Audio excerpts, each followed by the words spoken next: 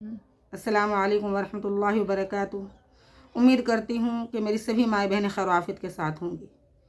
سلف صالحین جب قیامت کے دن اللہ رب العزت کے سامنے بڑے بڑے اعمال پیش کریں گے، کوئی 40 سال عشاء کی وضو سے فجر کی نمازیں پیش کرے گا، کوئی زندگی کی اتنی عبادت پیش کرے گا، اس وقت ہمیں ندامت ہوگی۔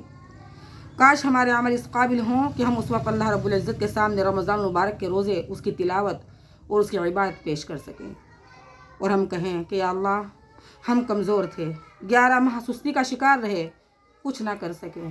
ایک مہینہ ایسا تھا کہ جس میں ہم نے تیری رضا کے لیے پوری کوشش کی، اے اللہ تو اسے قبول کر لے۔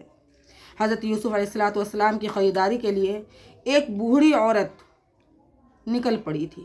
کسی نے پوچھا کہ اماں کہاں جا رہی ہو؟ کہنے لگی یوسف علیہ السلام کو خریدنے جا رہی ہوں۔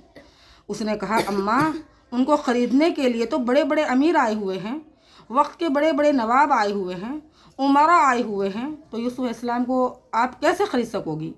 کہنے لگی کہ میرا دل بھی جانتا ہے کہ یوسف کو میں خرید نہیں سکوں گی، لیکن میرے دل میں ایک بات ہے۔ وہ کہنے لگا کون سی بات؟ بوڑھی عورت نے کہا کہ کل قیامت کے دن جب اللہ رب العزت کہیں گے کہ میرے یوسف کو خریدنے والے کہاں ہیں، تو میں بھی یوسف علیہ السلام کے خریداروں میں شامل ہو سکوں گی۔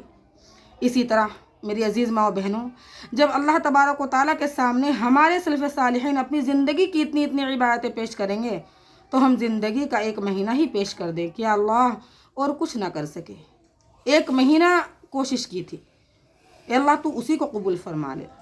جب حضرت ابراہیم علیہ السلام کو آگ میں ڈالا گیا تو اس آگ کے شعلے اتنے بلند تھے کہ وہ آگ 40 دن تک جلتی رہی، کوئی آدمی قریب نہیں جا سکتا تھا۔ اس وقت ایک چھوٹا سا پرندہ چونچ میں پانی لے جا کر اس آگ کے اوپر ڈالتا تھا۔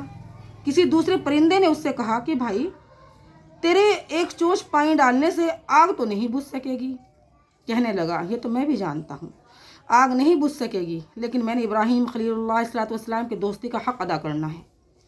میری ماں و بہنوں، جانتے تو ہم سب ہیں کہ ہمارے گناہ بہت زیادہ ہیں، کوششیں بہت تھوڑی ہیں، لیکن دامن پھیلانے والی بات ہے۔ ہم رمضان المبارک کو اللہ تعالیٰ کی رحمتیں مانگتے ہوئے گزار دیں۔ کسی دنیا دار کا دروازہ کوئی آدمی ایک مہینہ کھٹکھٹاتا رہے تو وہ دنیا دار بھی دروازہ کھول دیتا ہے۔ ہم تو رب العالمین کا دروازہ کھٹکھٹائیں گے۔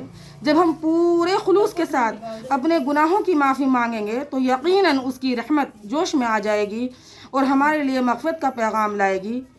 ہماری نجات کا دار و مدار تو محبوب حقیقی صلی اللہ علیہ وسلم کی ایک نگاہ بلکہ نیم نگاہ پر موقوف ہے۔ اللہ تبارک و تعالی ہمیں عمل کرنے کی توفیق عطا فرمائے۔